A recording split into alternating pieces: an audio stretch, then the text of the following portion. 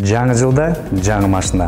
Урматтуу достор, жаңы жылдык маанайды жакындатуу үчүн биз сиздер баалуу белектер менен кубантыбыз келдик. Ойнола турган белектер 3 автоунаа, 2 тулпар, 3 телевизор, 10 смартфон, 5000 сомдон 10 конверт, 3000 сомдон 10 конверт жана 2000 сомдон 10 конверт.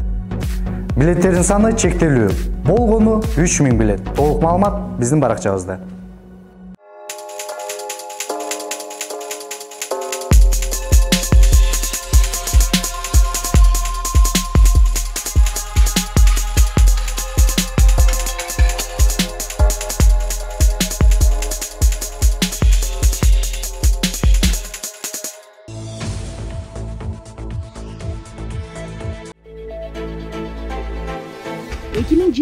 Жылы адамзатты эмнелер күтөт? Нострадамустун айткандары. Көз ачыкты кылган белгилүү окумуштуу Мишель де Нотродам 2021 жылы жердин ар кайсы бөлүгүндө бир нече кыйроолор боло турганын айткан. Мындан сырткары ал дүйнөдө чоң согуш чыга турганын, дүйнөлүк жаңы эра башталып, адамдарды зомбиге айланткан биологиялык курал пайда болорун болжолдогон.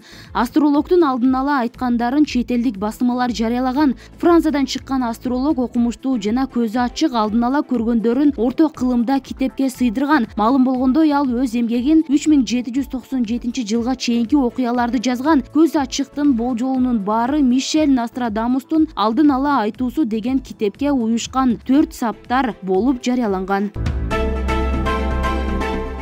Чет өлкөгө тирүү малды экспорттоого 1 жумага уруксаат берилди. Чет өлкөгө тирүү малды жана айыл чарба азыктарын экспорттоого коюлган чектөө 1 жумага алынды. Бул тууралуу айыл чарба, тамак аш, өнөр жай жана мелиорация министринин маалымат кызматы билдирди. Белгилей кетсек, 19 ноябрда чет өлкөгө ийри мүйүздүү мал, кой жана эчки, үй канаттуулары, тоок, өрдөк, каз, үндүк жана куштар, буудай, арпа, жүгөрү, күрүч, буудай уну, өсүмдүк майы, кумшекер, тоок жумурткасы, йодтолгон туз жана тоют сатууга тыюу салынган. Бүгүндөн тарта өкмөттүн жаңы токтоо менен аталган продукцияларды 8 январга чейин экспорттоого жол ачылды. Андан соң чектөө кайра күчүнө кирет.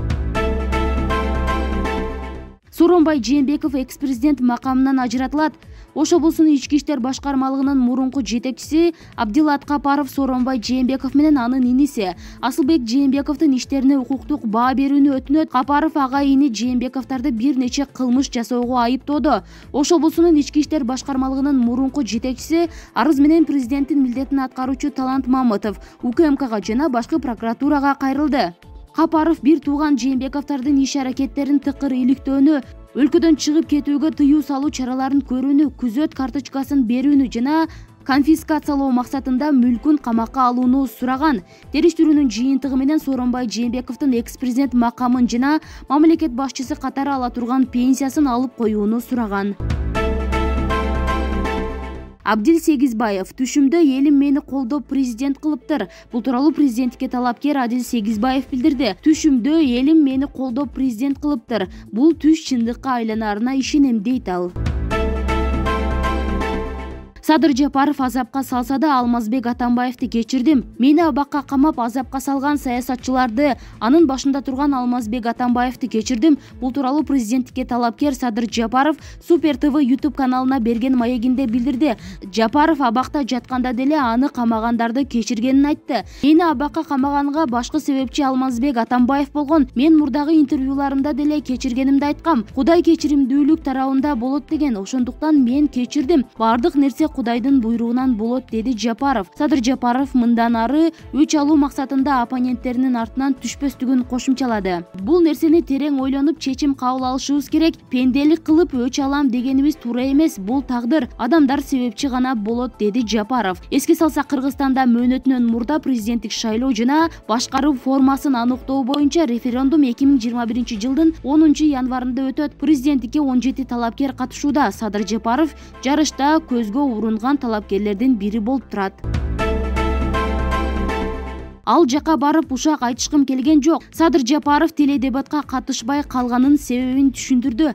Президентке талапкер Садыр Жапаров Супер ТВ каналынын саясий коктейль тереберүүсүнө интервью берип жатып, КТРКда өткөн теледебатка катышпаганын себебин түшүндүрдү. Теледебат 29 декабрда өткөн, бирок ага Садыр Жапаров катышкан эмес. Бул тууралуу программанын алып баруучусу Шаиста Шатманова Жапаровго суроо узатканда Жапаров төмөндөгүчө жооп берген. Мен эми Бакиевди, Жээнбековду туураган жокмун. Мен өзү табиятымдан эле бирөө менен айтышып, анан ушак териштиргенди жек көрөм. Анан ал жака барып алып акыйнек айтышып, ушак териштирип отургандан көрө мен эл менен көбүрөөк жолугуп, алардын көйгөйлөрүн угуп, аймактарда кандай көйгөйлүү маселелер бар, ошолорду билип, маалыматтарды топтоп алганым мага 10 эсе пайдалуу. Ошондуктан мен эл менен жолугуп жүрөм. Дебатка убактымда болгон жок. Эл дебатта укчу сөздү мен менен түзмө-түз жолугушкан учурда деле угуп жатат. Алардын арыз муңун угуп жатам, деген Жапаров. Ошондой эле Жапаров кийинки турга катышуу боюнча да азырынча ачык чечим чыгара электигин кошумчалаган.